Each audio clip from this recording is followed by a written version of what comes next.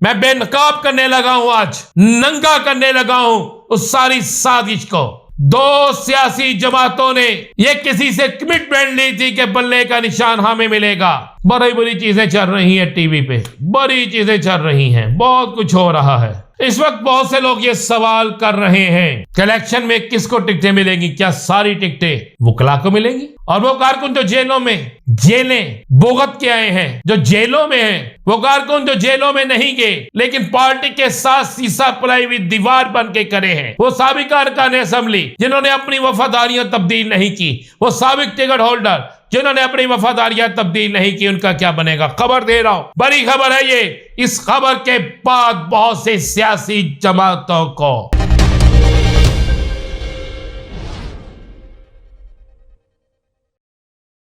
बिस्मिल्लाहिर्रहमानिर्रहीम, अस्सलातु वस्सलामु अलैका या सय्यदी या रसूल अल्लाह, अस्सलातु वस्सलामु अलैका या सय्यदी या हबीब अल्लाह। तमाम सुनने वालों को मेरा सलाम। मैं हूं राना अजीम और आप देख रहे हैं राना मोहम्मद अजीम ऑफिशियल यूट्यूब चैनल और फेसबुक पेज। सबसे पहले मैं आपको एक चीज दिखा दूं और इस चीज को गौर से देख लीजिएगा। और इस चीज को देखते हुए ये एक छोटी सी फुटेज मैं आपको दिखा रहा हूं। ये मेरे नाम से किसी ने जाली फेसबुक अकाउंट बनाया हुआ है। इसके अलावा मैं कानूनी कार्रवाई तो कर रहा हूं, लेकिन यह शख्स तहरीक के इंसाफ का भी कोई दुश्मन है। कोई ऐसी जाली वीडियो ये डाल सकता है जिससे नुकसान हो सकता है। ये शख्स बाकी सियासी जमातों का भी दुश्मन है क्योंकि ऐसी गलत वीडियो डाल सकता है। इस पर मैं साइबर क्राइम पे चला गया हूं। पहले ये आप थोड़ी सी आपको मैं ये फुटेज दिखा रहा हूं कि किस तरीके से ये डालता है वीडियो। ये क्या इन्होंने तस्वीर भी मेरी लगाई हुई है, सारा कुछ किया हुआ है, लेकिन है ये कौन? अब चलते हैं जरा, आज आपको एक बड़ी खबर देने जा रहा हूं। बहुत से कारकुन परेशान थे, बहुत से लोगों के जहन में बहुत से सवाल उठ रहे थे कि नया चेयरमैन पीटीआई का बन गया है और पीटीआई के इलेक्शन के बाद एक पूरा तूफान बर्पा हो गया, सियासी जमातों का रोना पीटना शुरू हो गया। इस तरह हुआ जैसे पता नहीं पीटीआई ने कौन सा। पहले तो आपको मैं दिखाऊं जो जमात सबसे ज्यादा चीख रही है, यानी मरियम औरंगजेब साहिबा की जमात मुस्लिम लीग नून। ये आप स्क्रीन पे जरा उनका एक रिजल्ट देख रहे हैं। ये रिजल्ट है उनके पार्टी इलेक्शन का। आप देख ले, सारे बिला मुकाबला हो गए। तो उस वक्त इनको याद नहीं आया? क्या उस वक्त इलेक्शन कमीशन ने इनसे पूछा कि ये क्या से इलेक्शन थे? क्या किसी और सियासी जमात ने पूछा? कोई बोला? इसलिए नहीं बोला कि यार ये सारे बन भी जाएं, फर्क कोई नहीं पड़ता। फर्क तो पड़ता है सिर्फ इस चीज से कि दो सियासी जमातों ने, मैं बेनकाब करने लगा हूं, आज नंगा करने लगा हूं उस सारी साजिश को। दो सियासी जमातों ने ये किसी से कमिटमेंट ली थी कि बल्ले का निशान हमें मिलेगा, आप तहरीक के इंसाफ को बैन करेंगे, उसके बाद बल्ले का निशान हमें देंगे और जब हमें मिलेगा बल्ले का निशान तो हम इलेक्शन जीत जाएंगे। एक सियासी जमात को तो ना मिला, उसको कोई और निशान मिल गया, वो तो चलेगी।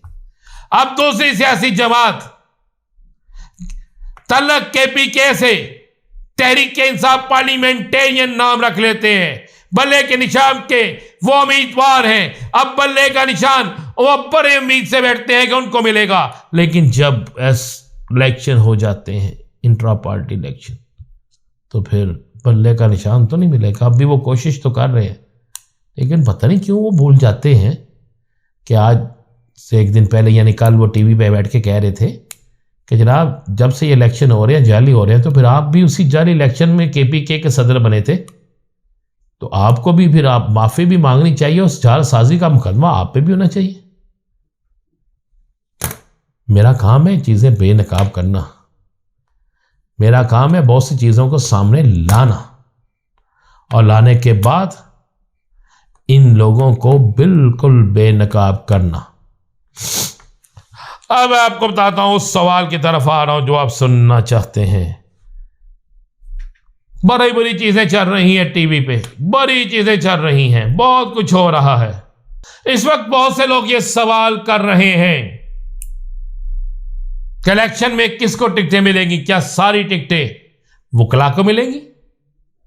और वो कारकुन जो जेलों में जेलें भुगत के आए हैं, जो जेलों में हैं, वो कारकुन जो जेलों में नहीं गए लेकिन पार्टी के साथ सीसा पलाई हुई दीवार बन के करे हैं, वो साबिक अरकान असेंबली जिन्होंने अपनी वफादारियां तब्दील नहीं की, वो साबिक टिकट होल्डर जिन्होंने अपनी वफादारियां तब्दील नहीं की, उनका क्या बनेगा? खबर दे रहा हूं, बड़ी खबर है ये।